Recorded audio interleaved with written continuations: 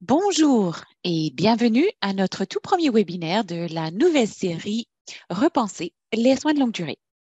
Aujourd'hui est un jour emballant et je suis très heureux que vous soyez des nôtres.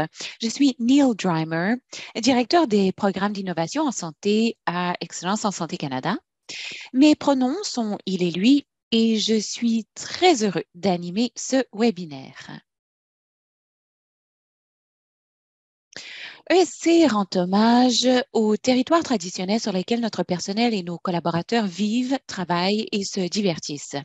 Nous reconnaissons que le niveau de vie dont nous jouissons aujourd'hui est le résultat de l'intendance et des sacrifices des premiers habitants de ces territoires. Nous devons nous engager à ne pas répéter les erreurs du passé et à travailler à la création de relations plus équitables et respectueuses avec les Premières Nations, les Inuits et les Métis. Reconnaître les territoires et les premiers gardiens de ces terres est une responsabilité fondamentale de notre organisation et fait partie de son engagement au service de la vérité et de la réconciliation. Je tiens aussi à souligner que je me joins à vous depuis mon bureau à domicile à Ottawa, qui se trouve sur le territoire traditionnel non cédé, non soumis du peuple algonquin. Nous reconnaissons et apprécions profondément son lien historique avec cet endroit et l'occasion qui nous est donnée de nous y rassembler aujourd'hui. Je vous invite à écrire dans la boîte de clavardage qui vous êtes et d'où vous venez. Je souhaite également signaler que nous sommes heureux d'offrir l'interprétation simultanée vers le français pour cette séance. Si vous souhaitez entendre le français, veuillez choisir Français dans le menu d'interprétation au bas de votre écran. Nous vous invitons à faire part de vos questions et commentaires à tout moment pendant le webinaire, dans une langue officielle ou l'autre. Si vous avez une observation ou une question, n'hésitez pas à les saisir dans la boîte de clavardage. Nous tâcherons de répondre au plus grand nombre de questions possible pendant la période de questions prévue à la fin de ce webinaire. Je souhaite également vous signaler que si vous avez besoin d'aide technique en tout temps pendant ce webinaire, vous pouvez contacter notre équipe de soutien technique en utilisant la boîte de clavardage. Cette séance est enregistrée et sera disponible sur notre site Internet dans les 2 jours à venir pour que vous puissiez partager cette information avec les collègues qui l'auraient ratée. Je suis vraiment très heureux de vous présenter notre estimé conférencier aujourd'hui, le Dr Samir Sinha, qui nous présentera une mise à jour de la nouvelle norme nationale sur les services de soins de longue durée qui sera très bientôt publiée par l'Organisation des normes en santé. Le docteur Sinha est à bien des endroits, mais si vous ne le connaissez toujours pas, il est le directeur du service de gériatrie du système de santé à Sinai et du réseau universitaire de santé à Toronto et professeur de médecine à l'Université de Toronto et directeur de la recherche sur les politiques de santé à l'Université métropolitaine de Toronto. Boursier Rhodes, le Dr Sinha est un clinicien très estimé et un expert international en matière de soins aux personnes âgées. Il a récemment été nommé comme membre du Conseil national des aînés du gouvernement du Canada et dirige par ailleurs, comme vous l'entendrez dans un petit instant, il dirige, dis-je, l'élaboration des nouvelles normes nationales en matière de soins de longue durée pour le Canada. Pour rappel, vous pouvez saisir vos questions dans la boîte de clavardage tout au long de cette communication. Sur ce, Dr Sinha, à vous. Merci Neil. C'est un honneur pour moi que d'être ici et de communiquer avec un groupe de personnes qui s'intéressent vraiment à la prestation des soins de longue durée au Canada. Vous avez beaucoup participé aux travaux antérieurs en SLD+, et maintenant à cette nouvelle série Repenser les SLD. Je crois comprendre que ESC a travaillé déjà avec le tiers des établissements de soins de longue durée du Canada pour tâcher tous ensemble d'améliorer la qualité des soins, la qualité des travaux dans ces établissements de soins de longue durée. Alors, on espère que notre nouvelle norme qui est pilotée par l'organisme des soins de santé depuis 23 mois sera un facteur habilitant pour nous tous. Alors, j'ai quelques diapositives à vous présenter, histoire de vous donner un aperçu de ce à quoi ressemblera le cheminement. Et ensuite, on a beaucoup de temps prévu pour vos questions. Alors, Le programme pour la journée. Je vais d'abord vous présenter l'Organisation des normes en santé qu'on appelle HSO et sa nouvelle norme nationale pour les soins de longue durée. Je vous donnerai un aperçu de l'élaboration, à proprement parler de la norme, ensuite un survol de la nouvelle norme elle-même, puis les prochaines étapes pour cette nouvelle norme nationale. Et évidemment, comme je disais un peu plus tôt, ensuite nous passerons à vos questions. Alors, qui est HSO, l'Organisation de normes en santé? Eh bien, HSO élabore des normes, des programmes d'évaluation et d'autres outils pour améliorer la qualité des services de santé offerts au Canada et ailleurs dans le monde. Quand on pense aux normes, avant la mise au point de ces normes, je vois que beaucoup de personnes ne passaient pas trop de temps à réfléchir à ces normes qui existent dans tous les aspects de notre vie par ailleurs. C'est ce qu'on appelle souvent l'infrastructure invisible. C'est ce qui nous permet de vivre et de travailler en toute sécurité et de prospérer. Ces normes peuvent devenir la base des lois, politiques, règlements des gouvernements ainsi que les normes d'agrément. Alors, quand on parle aux normes, quand on parle des normes, on comprend vite qu'elles existent partout autour de nous, mais que parfois, elles nous sont invisibles. Or, c'est le travail auquel se consacre HSO. Alors, l'élaboration de normes de HSO est supervisée par des comités techniques et ces normes passent également par un processus d'examen public dans le cadre duquel les parties prenantes et le public peuvent présenter leur rétroaction. Alors, le Conseil canadien des normes, ou CCN, reconnaît HSO comme organisme d'élaboration de normes, ce qu'on appelle un OEN. Alors, si vous voulez des normes nationales, vous devez être une norme homologuée et votre organisme doit être agréé. Et HSO est le seul organisme qui s'attache à la mise au point de normes concernant les soins de santé. Et ces normes sont utilisées non seulement au Canada, mais également dans des dizaines de pays, des milliers de lieux partout dans le monde.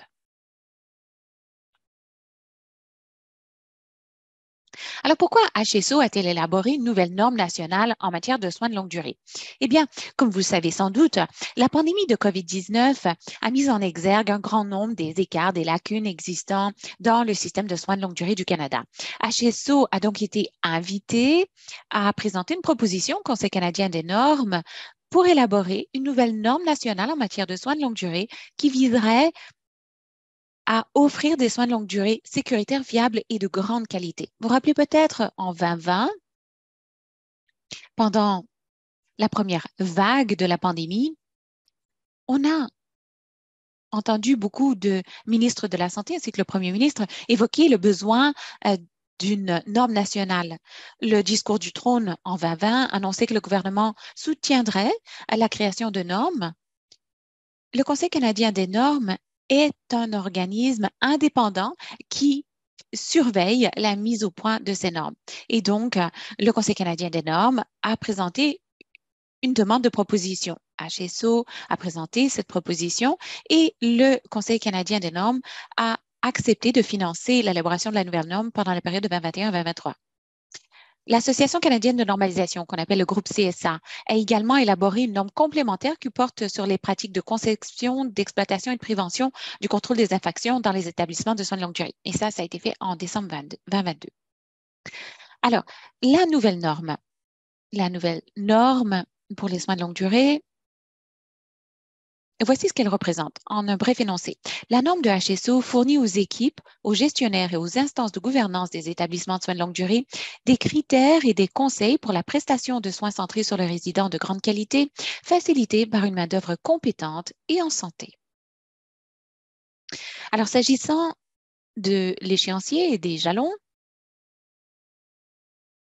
suite à l'acceptation de la proposition par le Conseil des normes du Canada, HSO a élaboré la norme grâce au départ à la création d'un comité technique de mars à juin 2021 et par l'entremise de ce processus.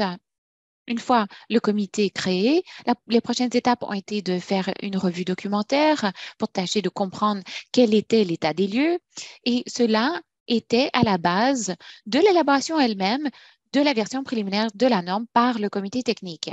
Donc, de janvier à mars 2022, cette norme préliminaire a été soumise à un examen public conformément aux procédures du Conseil des normes. Donc, on a demandé aux parties prenantes de présenter leur rétroaction par rapport à cette version préliminaire. Cela a ensuite abouti sur une révision apportée par la norme.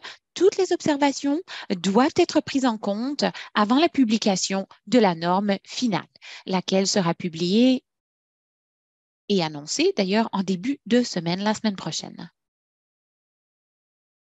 Alors, s'agissant de l'élaboration de nouvelles normes, la nouvelle norme dans ce cas-ci a été éclairée par l'expertise clinique et technique ainsi que l'expérience vécue de notre comité technique composé de 32 membres. La nouvelle norme a aussi tiré parti de la rétroaction et des avis de plus de 18 800 Canadiens et Canadiennes, en plus des meilleures données probantes disponibles. Et je parlerai davantage de ces 3 points dans les diapositives à venir. Alors d'abord, s'agissant de la mise au point du comité technique lui-même, HSO a lancé l'appel de candidature pour la formation du comité technique en mars 2021 et a reçu plus de 250 candidatures. Nous sommes très fiers que le comité technique final soit composé de 32 membres représentant 11 provinces et territoires. Et d'ailleurs, si on met au point une norme pan-canadienne, le Conseil canadien exige une représentation de 4 groupes, une représentation égale. D'abord, des résidents et des personnes proches aidantes des résidents dans les établissements de soins de longue durée. Deuxième groupe, main-d'œuvre en soins de longue durée. Donc, le personnel de première ligne. On parle de récrologues, d'infirmières, de préposés aux bénéficiaires, de gestionnaires. Ensuite, les dirigeants et les décideurs.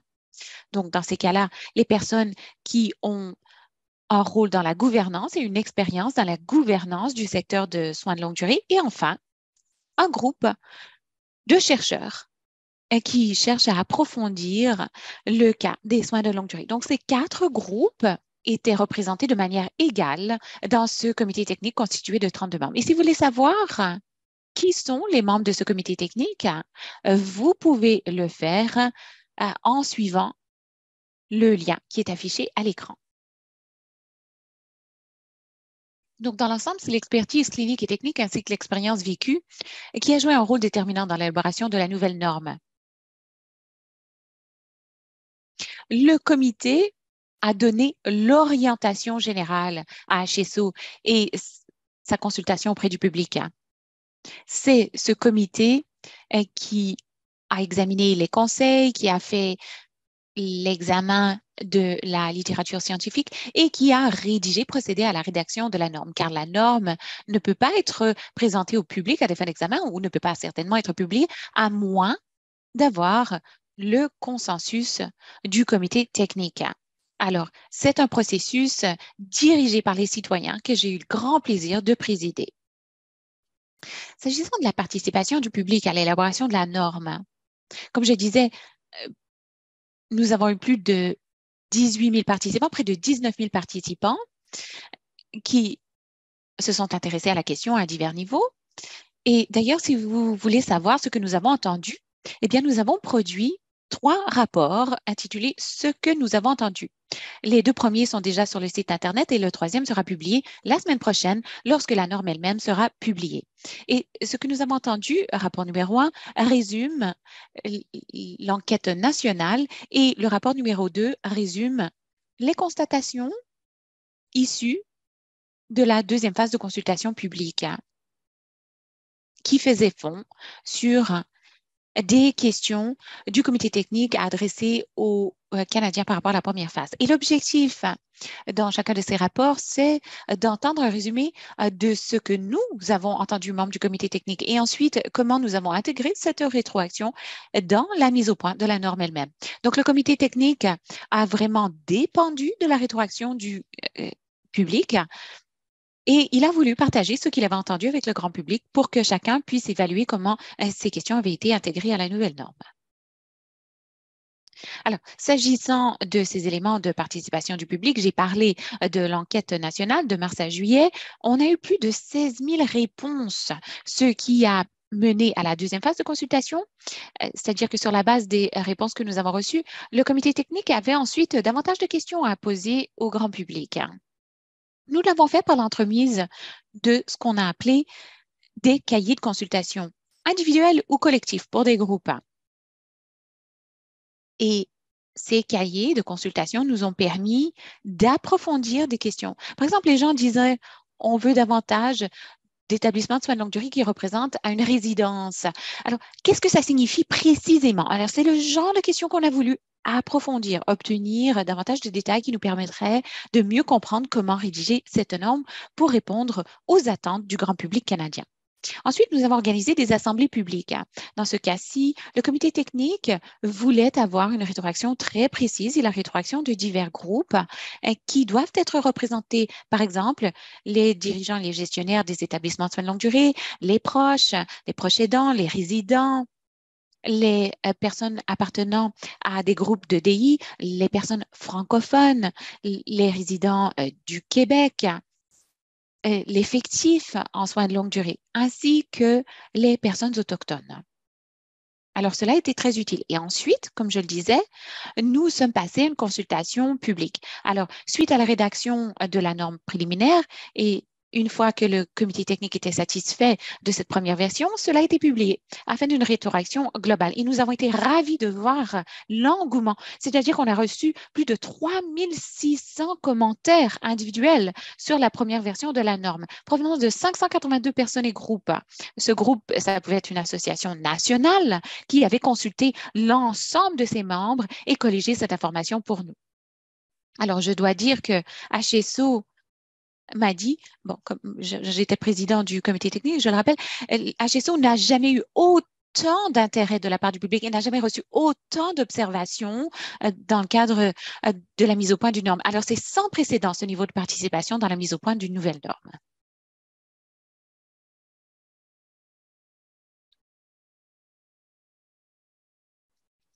Alors ensuite, pendant ce processus,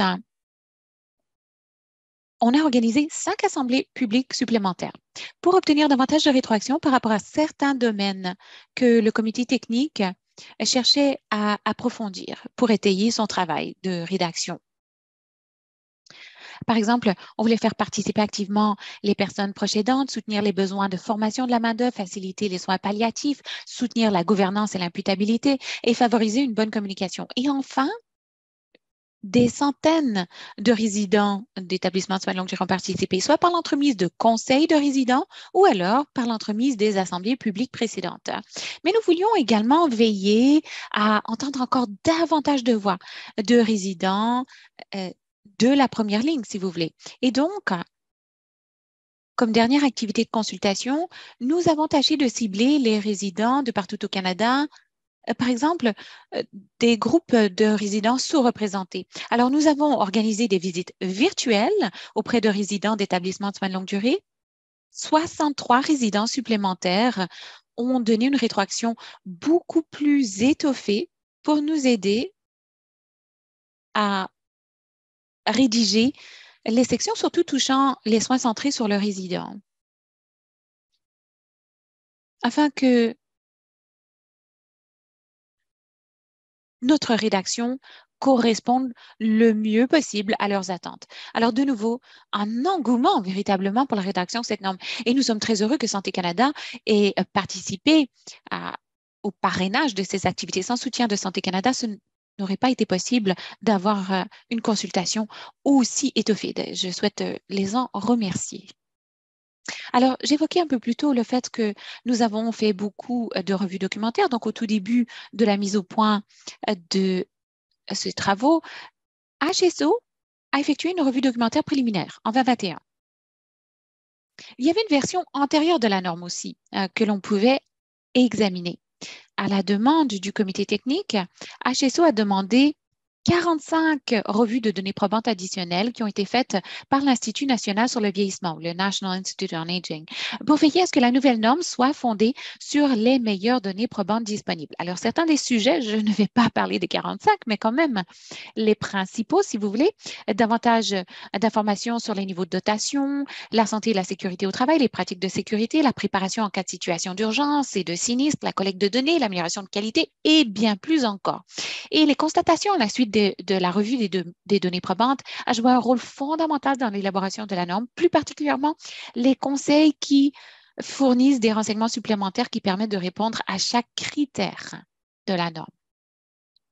Alors, s'agissant de cette nouvelle norme, je souhaitais simplement vous présenter quelques faits saillants, un avant-goût de ce qui sera publié la semaine prochaine.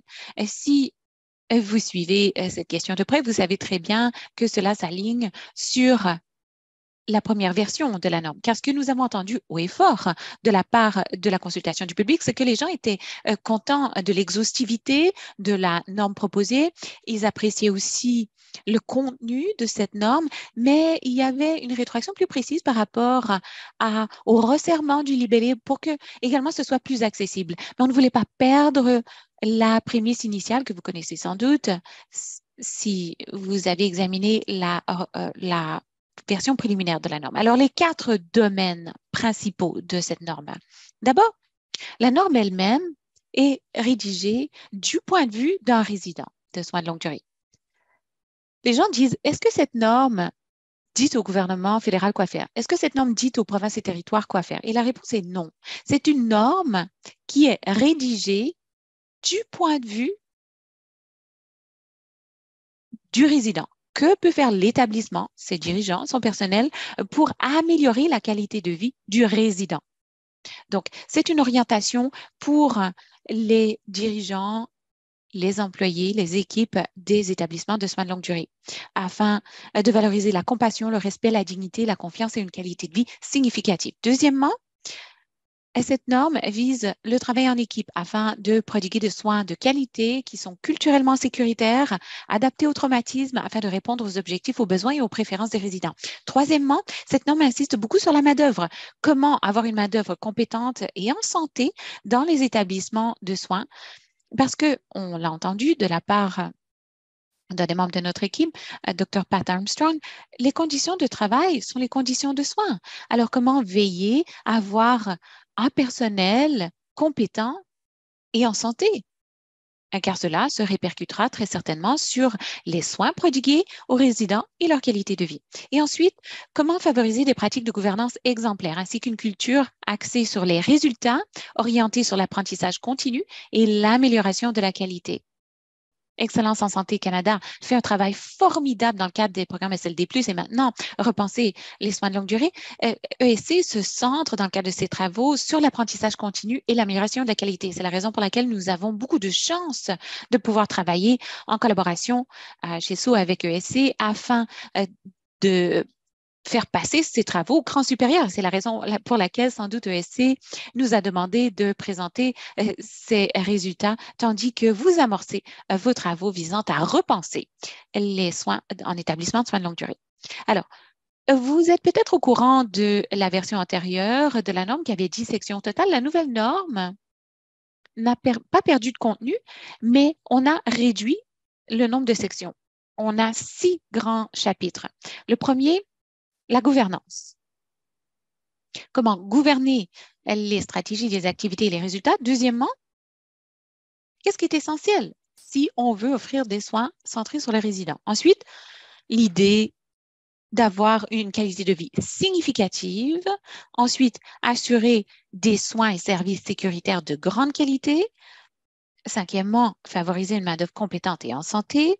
Et sixièmement, promouvoir l'amélioration de la qualité. Alors, de nouveau, nous sommes passés de 7 chapitres à 6 chapitres, mais ceux-ci recoupent toute l'information que nous avons entendue. C'était important de penser aux soins du point de vue du résident et de l'établissement des soins de longue durée. Je vais vous donner quelques exemples de ce que vous allez voir dans la norme finale. Alors, quand vous examinez une norme HSO, elle est rédigée de manière très délibérée. D'abord, vous avez la norme elle-même.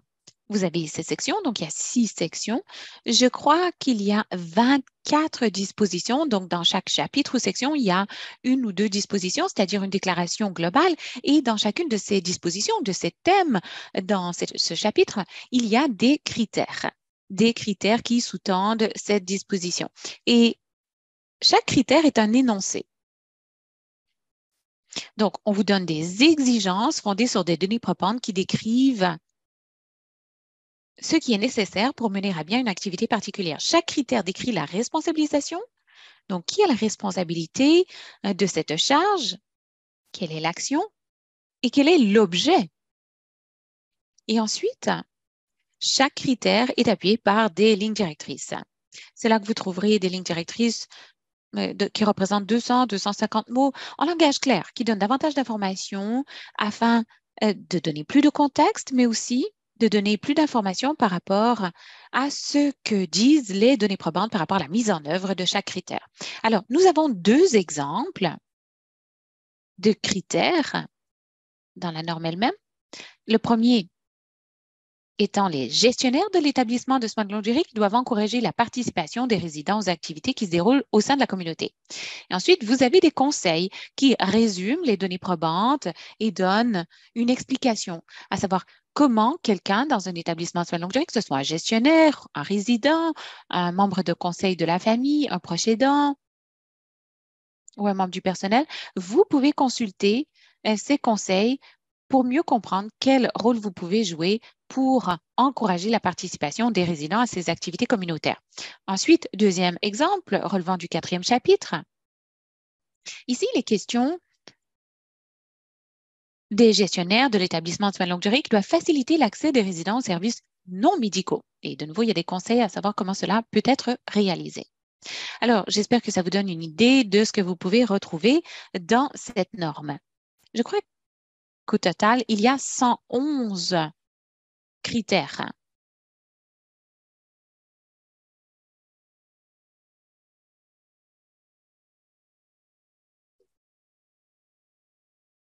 Alors, je le disais, nous avons reçu 3600 commentaires. Donc, il y a des idées, des réflexions, et tout cela a été pris en compte dans la rédaction de la norme finale.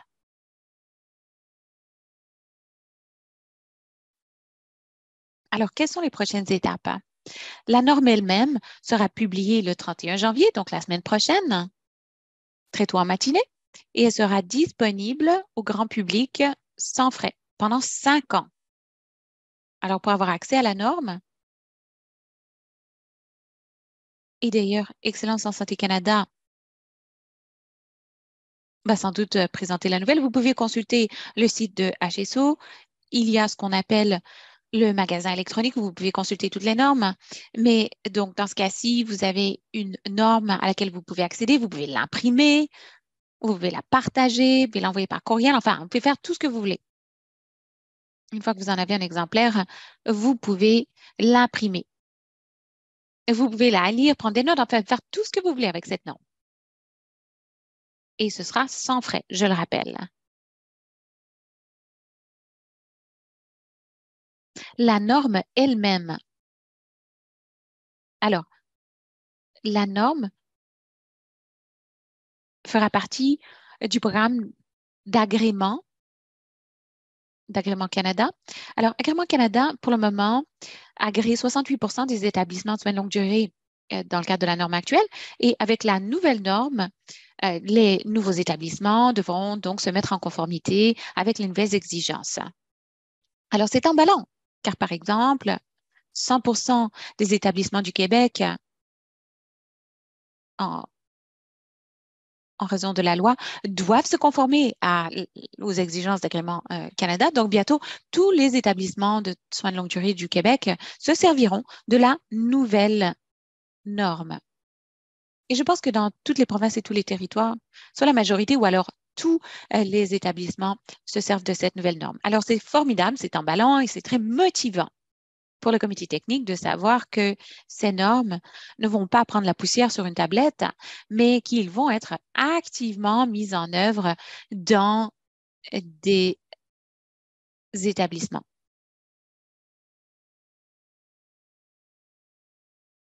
Alors, c'est formidable de voir comment Excellence en Santé Canada estime que cela s'aligne sur les programmes dont le programme SLD+.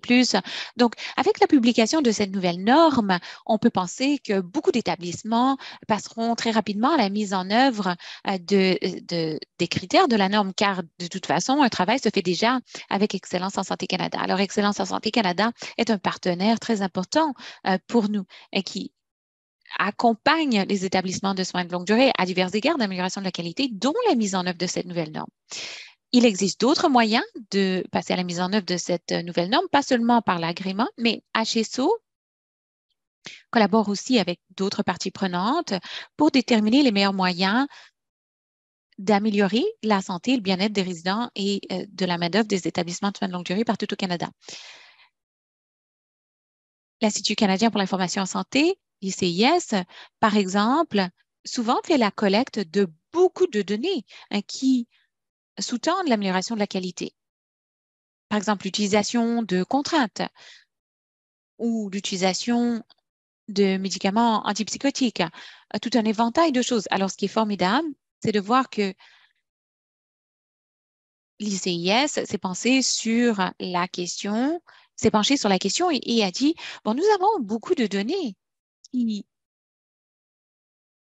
sont déjà recueillis dans les établissements de soins de longue durée et ceci s'aligne très bien sur les critères de la norme. Donc, tandis que les établissements veulent mettre en œuvre les normes elles-mêmes, ce qui est bien, c'est que, bon, souvent, on peut aller dans son portail à l'ICIS, consulter les données et tout de suite utiliser des données dans son établissement. Alors, on a déjà cette conversation avec l'ICIS pour tâcher d'appliquer ces données pour que ce ne soit pas une norme isolée, mais qu'on puisse recouper la norme avec les données existantes pour encourager l'amélioration de la qualité et pour minimiser les efforts en matière de collecte de données. Et vous avez une formidable organisation en Excellence en Santé Canada qui sous-tend déjà beaucoup de travaux d'amélioration de la qualité et nous nous réjouissons de continuer de travailler main dans la main avec ESC, surtout que beaucoup d'établissements mettront la nouvelle norme en œuvre pour répondre aux exigences d'Agrément Canada. Alors, sur ce, j'ai dit qu'on aurait beaucoup de temps pour vos questions. Je crois que nous avons reçu beaucoup de questions dans la boîte de clavardage. C'est formidable. Alors, je crois que je dois céder la parole de retour à Neil pour qu'on me bombarde du plus grand nombre de questions possibles jusqu'à la fin de ce webinaire, jusqu'à ce que le couperet tombe. Oui, merci, Samir. Oui, c'est vrai que nous recevons beaucoup de questions, mais avant d'y venir, je voulais simplement vous remercier. Merci non seulement d'avoir présenté cette communication, mais pour l'excellent travail que vous et HSO avez fait dans les coulisses pour vraiment encourager la participation à ces travaux. C'est formidable de voir combien de personnes ont réagi à cette opportunité. Alors, félicitations à vous et à l'équipe de HSO et aussi merci de nous donner un regard sous le capot pour voir comment on met au point ce genre de normes. Ah, avant de passer aux questions, une dernière chose. Je voulais dire que, comme vous le dites, cela s'aligne très bien sur le nouveau programme de essai Repenser les soins de longue durée qui se centre vraiment sur l'habilitation du main-d'œuvre saine qui puisse offrir des soins centrés sur la personne et c'est fait en partenariat avec le BC Patient Safety Quality Council pour les établissements en Colombie-Britannique. Et donc, ce qu'on cherche à faire, c'est l'amélioration des soins en Colombie-Britannique pour que cela puisse se répercuter sur le reste du Canada afin d'encourager un environnement de travail plus sain qui conduit à des soins centrés sur la personne de qualité et sécuritaire. Alors, sur ce, passons à vos questions.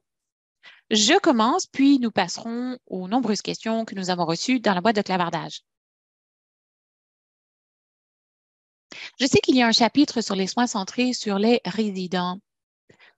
On sait que il faut vraiment s'écarter des soins axés sur les tâches, les gestes et se centrer plutôt sur les résidents. Alors, à quoi pourrait ressembler une norme qui parle de ce virage des soins centrés sur le patient ou le résident? Oui, alors la plainte qu'on entend le plus souvent, c'est que beaucoup de soins, pas seulement en établissement de soins de longue durée, mais pour ceux qui travaillent en établissement euh, hospitalier même, c'est que tout est ventilé en tâches. Faites ceci, faites cela à la personne, faites ceci avant telle heure, par exemple. Et ça devient déshumanisant à la fois pour le résident et pour le travailleur. Alors, nous avons pris un peu de recul et nous nous sommes dit, la norme doit plutôt dire clairement que le personnel doit être suffisant. Si on veut vraiment prodiguer des soins de qualité, il faut veiller à ce que les soins soient dispensés par un personnel suffisant, que la dotation soit suffisante et que le personnel soit soutenu aussi. Le personnel doit avoir le temps, la place pour faire une évaluation exhaustive.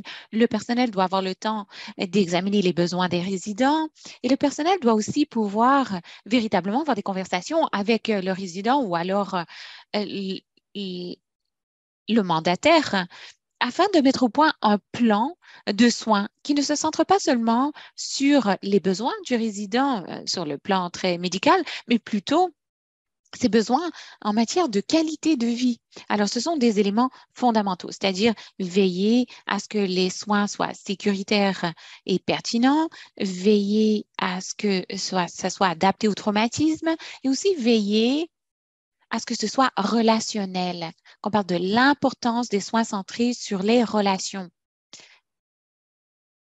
C'est important dans la prestation des soins de longue durée. Alors, quand les gens se penchent sur la norme, et d'ailleurs, on peut lire ce chapitre, mais c'est important de lire la norme dans son entièreté, et ça permet de voir comment tout cela s'imbrique, car se centrer sur un aspect sans se centrer sur les autres, c'est-à-dire prodiguer le genre de soins qui permet d'améliorer la qualité de vie, et vraiment assurer la centralité du résident, cela exige une dotation en personnel qui soit suffisante et où le personnel est suffisamment soutenu et formé et également il faut une gouvernance suffisante pour que les soins soient véritablement centrés sur le patient. Cela couvre une autre question que j'allais poser, c'est-à-dire il faut un personnel compétent et bien formé si on veut encourager les soins centrés sur la personne, le résident. Alors, passons à nos questions dans la boîte de clavardage. Avez-vous une idée du moment où Agrément Canada commencera à évaluer en fonction de cette nouvelle norme? Et quels sont les autres organes d'agrément, comme CARF? Alors, je ne peux pas parler de CARF, mais je sais que Agrément Canada se sert de la norme HSO pour ses programmes d'agrément. C'est la base. Donc, pour le moment, la norme,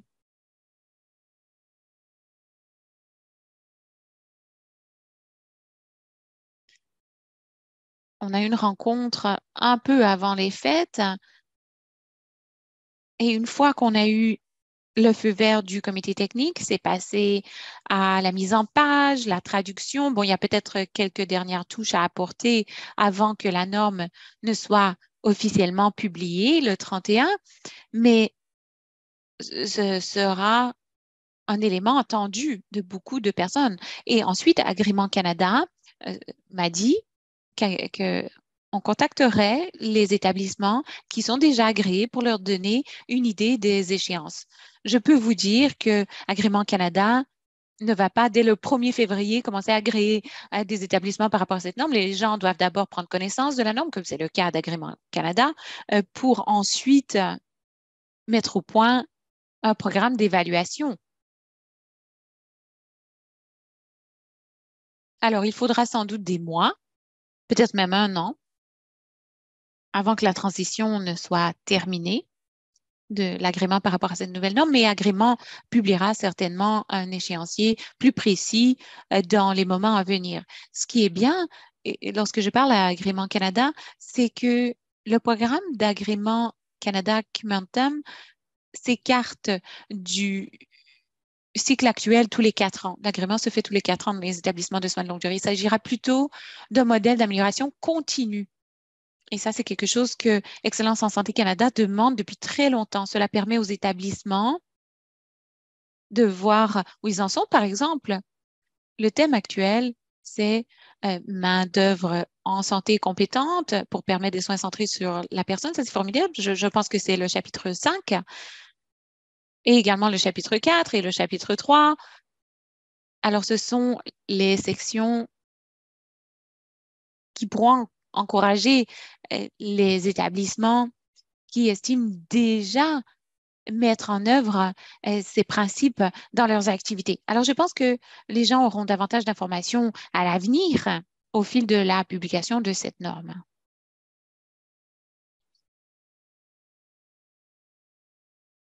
La prochaine question. Pouvez-vous décrire les différences entre cette norme et les normes précédentes pour les soins de longue durée? Qu'est-ce qui a changé? Alors, beaucoup de choses ont changé de manière importante. Comme je disais, la norme initiale a été mise au point en 2012 et 2014 et elle a été révisée entre 2018 et 2020. Alors, il s'agissait pour nous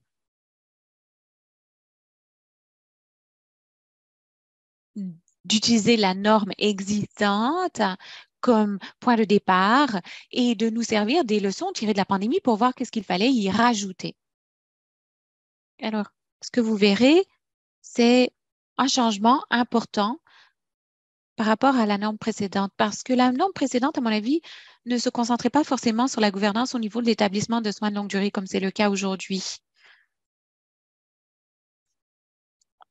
L'axe focal sur la main-d'œuvre, les conditions de la main-d'œuvre étant les conditions des soins, euh, c'est un principe fondamental dans la nouvelle norme qui ne se trouvait pas dans la norme précédente. Et ensuite, le fait qu'on se centre beaucoup sur la qualité de vie et la qualité des soins. On explique très clairement de quoi il s'agit, quelles sont les nuances, surtout lorsqu'on parle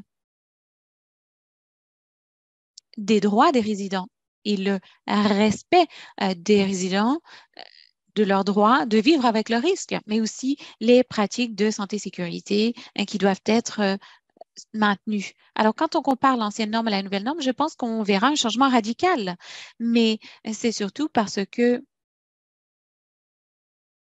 nous avons pu compter sur les lumières de 32 personnes très dévouées, membres de ce comité technique, qui ont consacré des heures, sinon des milliers d'heures à la question. On a fait un examen approfondi euh, des données probantes et on a eu euh, l'apport de presque 19 000 Canadiens. Alors moi, je suis très fière de cette nouvelle norme, car c'est le reflet de ce que nous avons entendu. C'est ce que les Canadiens nous ont dit. C'est ce qu'ils cherchaient pour la norme à l'avenir. Alors, je pense que vous trouverez une norme raisonnable qui rejoint les attentes du public et qui permettra vraiment d'améliorer les soins qu'on souhaite recevoir, mais qu'on souhaite prodiguer également.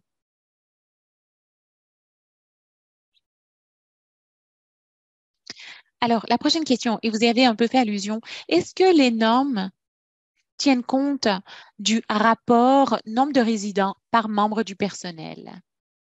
Oui, alors le chapitre 5 est celui qui se consacre au personnel, à l'effectif en soins de longue durée et comment on cherche à constituer un effectif en santé et compétent. Alors, on parle de niveau de dotation, tout à fait. On parle des rapports, des ratios et aussi des mythes, car il s'agit de trois domaines que le comité technique a voulu examiner de très près afin de donner des conseils très précis. Alors, lorsqu'il est question de niveau de dotation, par exemple, on sait que pour le moment, dans certaines instances au Canada, dont l'Ontario, la Nouvelle-Écosse, et je ne sais plus où dans l'Ouest, on a déjà annoncé 4 heures de soins directs par jour par résident pour les prochaines années, ce qui est bien.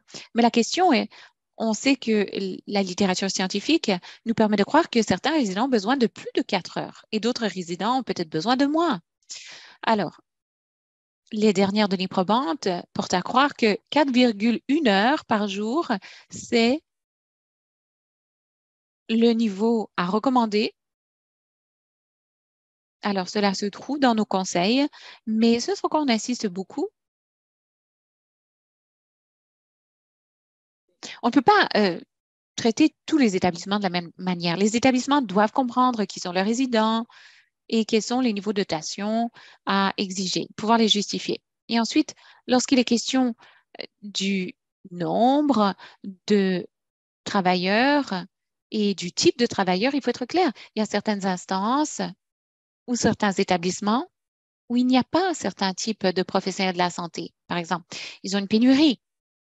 Alors, dans ces cas-là, il faudra peut-être avoir une constitution différente pour le personnel qu'un établissement au centre-ville de Toronto, par exemple, pour veiller à ce que les résidents reçoivent les soins auxquels ils ont droit et que cela se trouve dans les ratios de dotation aussi. Alors, on donne des définitions très claires par rapport à ces questions.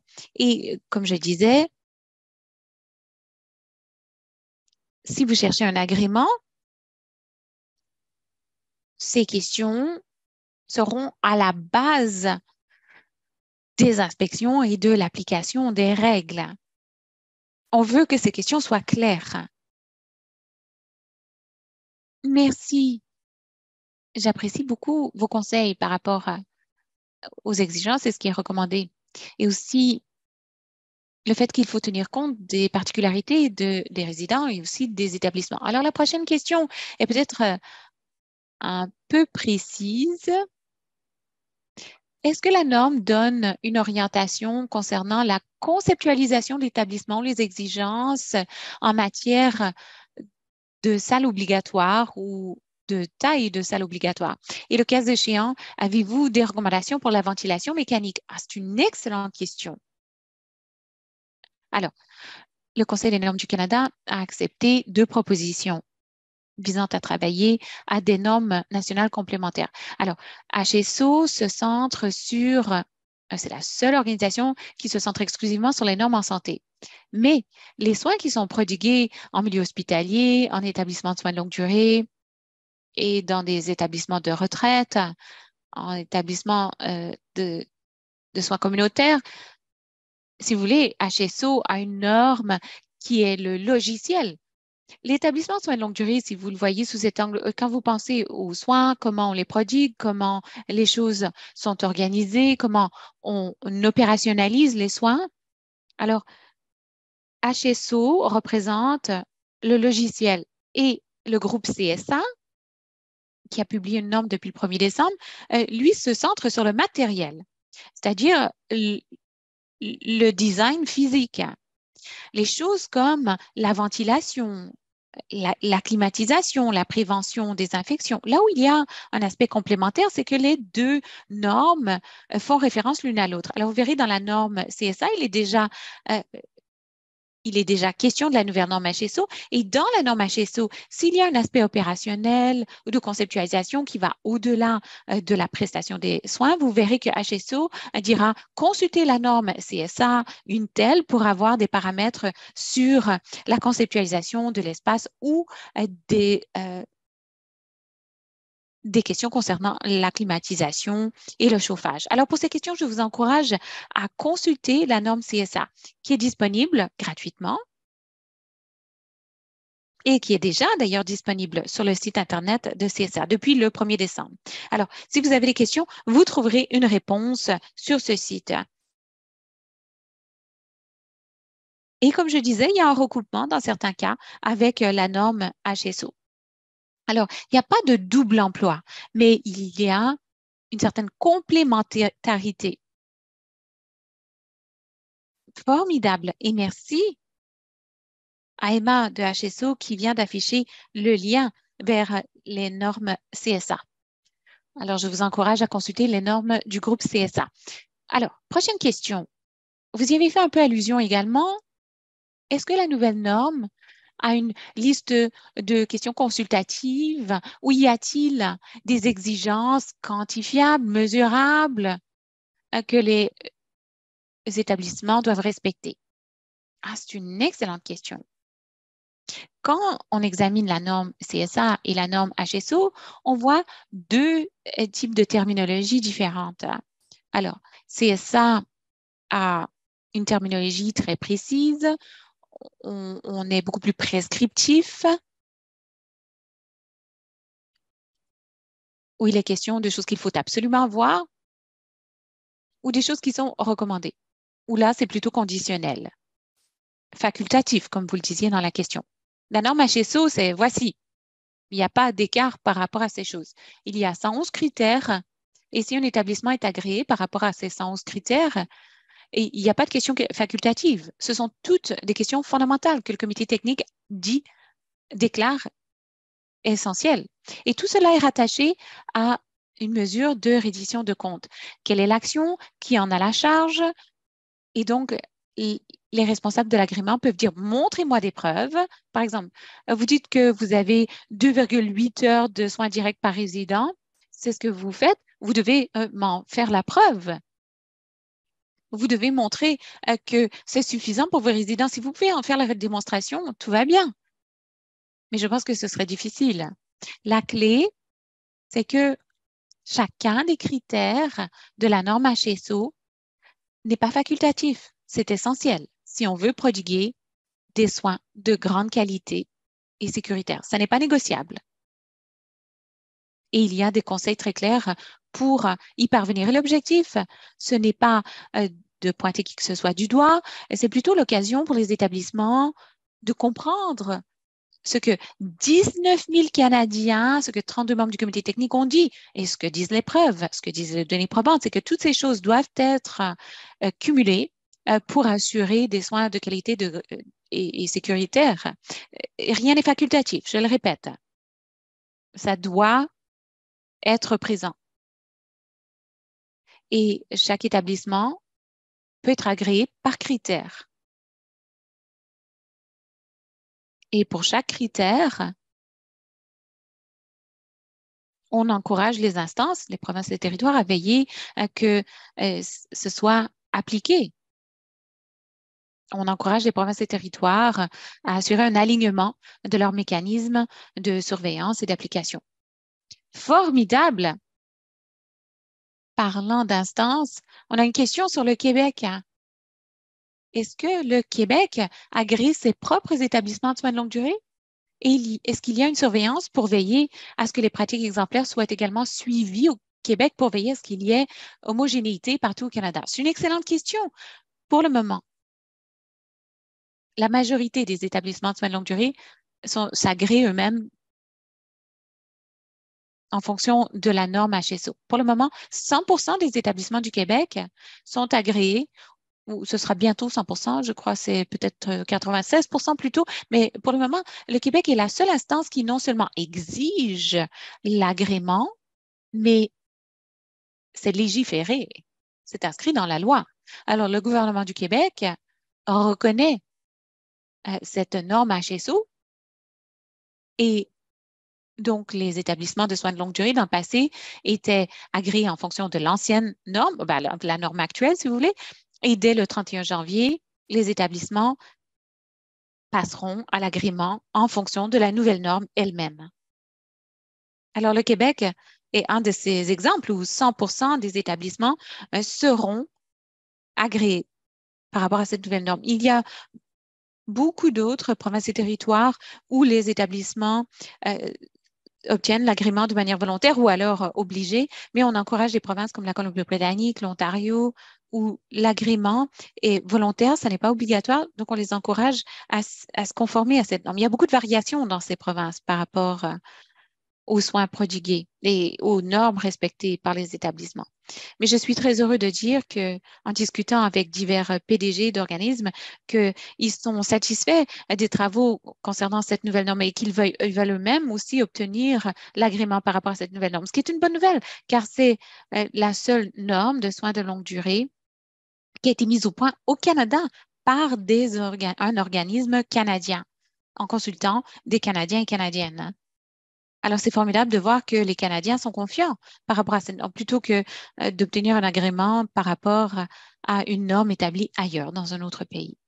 Merci. Et je crois que vous avez répondu à une autre question qui concernait les installations, les établissements qui ne sont pas agréés ou qui ne passent pas par le processus d'agrément. Je sais qu'il n'y a presque plus de temps, mais je vais voir si on peut répondre à une ou deux questions supplémentaires. Vous avez parlé de 45 examens documentaires supplémentaires. Est-ce que ce sera disponible au grand public ou est-ce que ce sera publié? Alors, pour le moment, la demande de HSE du comité technique, c'était d'avoir un examen rapide. Donc, ça n'a pas été rédigé dans l'intention de les publier, mais s'il y a un domaine d'intérêt, alors ils peuvent consulter Emma Park, qui est coordonnatrice de projet, pour qu'on puisse comprendre à quoi ressemble cette demande. Mais pour le moment, on n'envisage pas de publier ou de rendre publique cette analyse documentaire. Tout ce qui a été utilisé par l'analyse documentaire se trouve dans la norme. Donc, il n'y a rien qui soit secret ou mis de côté. Si c'était bon et utile, ça a été intégré dans la norme. Et la norme elle-même a des références aussi vers les articles qui ont été utilisés pour la rédiger. Formidable. Bon, alors, le temps est écoulé, mais Samir et les gens de HSO ont dit que si on avait des questions supplémentaires, on pouvait leur communiquer et qu'ils feraient de leur mieux pour y répondre. Et nous pourrons les afficher les réponses sur notre site Internet après ce webinaire. Alors, si vous avez d'autres questions auxquelles on n'a pas eu le temps de répondre, faites-les nous parvenir. Alors, de nouveau, merci beaucoup, Dr. Sinha,